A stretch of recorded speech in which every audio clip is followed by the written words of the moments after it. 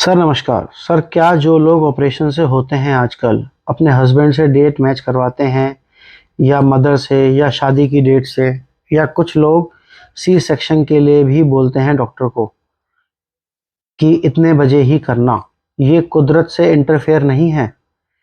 क्या उनके ये करने से कुदरत उनसे रुष्ट नहीं होगी? प्लीज़ बताएं।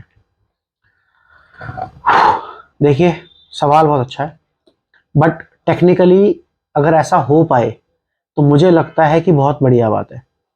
उससे बहुत सारे कार्मिक इंटरफेरेंस किसी तीसरे के आपकी लाइफ में सजेशन देने से, एड्रेस करने से आपकी वो प्रॉब्लम सॉल्व होंगी।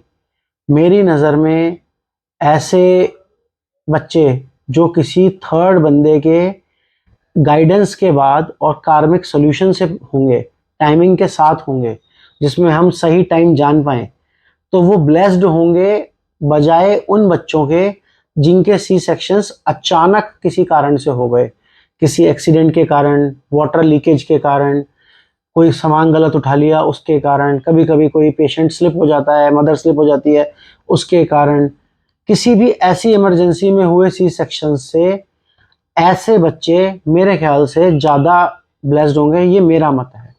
कारण क्या है इसका? अगर बताने वाला बंदा, जो भी एस्ट्रोलॉजर है किसी भी क्लाइंट का, वो मुहूर्त देखना जानता है, पर्टिकुलरली गोचर जानता है, ये जानता है कि किस समय कौन सा प्लैनेट किस राशि में होगा और इस टाइमिंग में बच्चा होने पर उसकी कुंडली कैसी दिखेगी, वो कुछ बेटर कर पाएगा लाइफ में, कुछ चीज़ों से बच पाएगा, बजाय उन बच्चों के जिनके सी सेक्शंस के कारण एक्सीडेंट्स या इमरजेंसीज होती हैं। तो ऐसे में ये देखना बहुत ज़रूरी है कि क्या उन्हें चार्ट देखना आता है, क्या उन्हें गोचर देखना आता है। जैसे आज की डेट में शनिदेव और नेपट्यून दोनों मीन राशि में है, दोनों इतना आतंक मचा रहे हैं जितना कुछ भी हमारी दुनिया में हो रहा है, बट बढ़िया भी बहुत कुछ कर सकते हैं। ये प्लेनेट कहाँ बैठ रहे हैं, इंपॉर्टेंट ये है। सपोज किसी ऐसे समय लग्न में आया जब मीन राशि का ही लग्न है, तो उस समय लग्न में होंगे शनिदेव और नेपट्यून, होगी वो मीन राशि का लग्न, तो उसमें वो बंदा एक अलग ही नेचर का होगा, अलग ही धूम मचाने वाला होगा, अलग ही लेवल का होगा। बट अगर ये राशि 10वें हाउस में आ गई, फिर उस समय वो अलग काम करेगी। 8th हाउस में आ गई, वहां वो लॉन्जिटिविटी तो देगा ही देगा, प्लस उसके साथ में कई सारी और अलग नुकसान करेगा। तो इम्पॉर्टेंट ये है कि क्या आपको देखना आता है। बट मेरे हिसाब से, मेरी गाइडेंस के हिसाब से, जहाँ तक मुझे लगता है, अगर किसी बच्चे के टाइमिंग्स को लेके उसके पेरेंट्स इतना कुछ प्लान कर सकते हैं, तो मैं उन्हें वहमी नहीं कहूँगा, उन्हें मैं मैनेजिंग वाला बंदा कहूँगा, जो चीज़ों को सही से सही टाइम के हिसाब से फ्रेम कर पा रहे हैं। हाँ, बहुत ज़्यादा माइन्यूटली सब लॉर्ड पे नहीं जा पाएंगे, बहुत ज़्यादा माइन्यूटली नक्षत्र लॉर्ड नहीं मैच कर पाएंगे, क्योंकि वो बहुत जल्दी बदलता है, थोड़ी थोड़ी देर में सब लॉर्ड चेंज होता है, वो नहीं कर पाएंगे। लेकिन फिर भी फार बेटर होगा कि वो बच्चा किस तरीके से प्लानिंग के तहत, टाइमिंग के तहत आ रहा है। मेरे हिसाब से वो बच्चा ब्लेस्ड होगा ज़्यादा। रही बात अब एक्सीडेंटल के अंदर, कई बार ऐसे बच्चे जिनके वाटर बैग लीकेजेस हो गए और इंस्टेंटली सी सेक्शन करना पड़ता है, कभी कभी उनके टाइम एग्जैक्टली मैच हो जाते हैं, उनको प्लानिंग की जरूरत ही नहीं पड़ती। तो इंटरफेयर भी है, बट इंटरफेरेंस तब है जब इंटरफेयर करने के बाद, कोशिशें करने के बाद आप गलती कर दो। जब आप केवल ये देखो कि फलाने मुहूर्त में वाले दिन तो कर दिया, जैसे मकर संक्रांति का दिन बहुत अच्छा है जी, लेकिन मकर संक्रांति का मतलब भी तो पता होना चाहिए। ये भी तो आपको पता होना चाहिए कि मकर संक्रांति का मतलब सूर्य देव का मकर में गोचर, उसके साथ उस दिन में बाकी प्लैनेट्स कहाँ हैं, चंद्रमा कौन से हाउस में है, वहां क्या नक्षत्र है, वो भी तो देखना जरूरी है।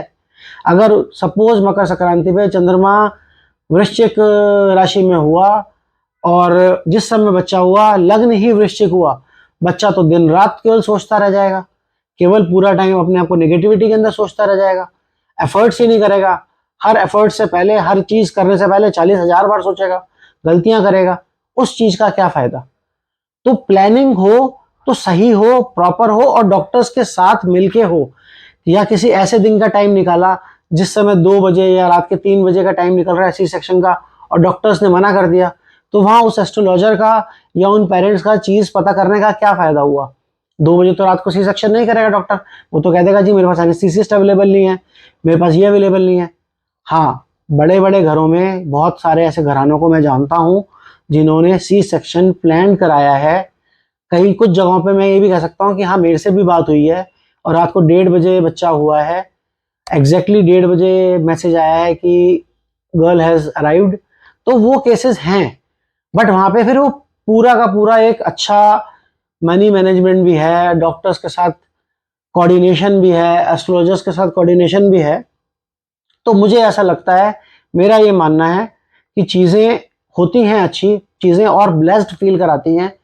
आगे उन चार्ट्स में गलतियां नहीं भी निकलती, बट तब है ये सीन जब आप कंप्लीटली चार्ट पे वर्क करते हो, केवल दिन नहीं देखा या केवल कोई शुभ दिन देख के या कोई एक ऑस्पेशियस डे निकाल के नहीं किया। अगर आपने प्रॉपर लग्न पे, गोचर पे काम करके ऐसा कुछ प्लान किया है और हेल्थ वगैरह का ऑब्वियसली ध्यान रखा है, तो मुझे लगता है कि दैट इज़ फार बेटर। और इसमें ऐसा कोई कुदरत की चीज़ों में इंटरफेयर नहीं है। दूसरा, कुदरत के साथ तो हम बहुत सारी अलग जगहों पे भी इंटरफेयर कर रहे हैं ना, वहाँ के लिए तो नहीं सोच रहे। पेड़ काट रहे हैं, पॉल्यूशन के लिए चीज़ें खराब कर रहे हैं, उन पे ध्यान दो ना।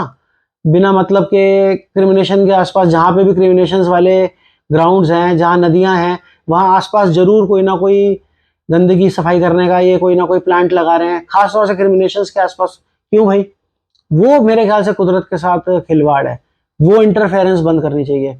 जंगल साफ हो रहे हैं धड़ाधड़, वो बंद होने चाहिए, वो इंटरफेरेंस बंद करें। आर्टिफिशियल बारिश करा रहे हैं, वो इंटरफेरेंस मेरे हिसाब से बंद करें।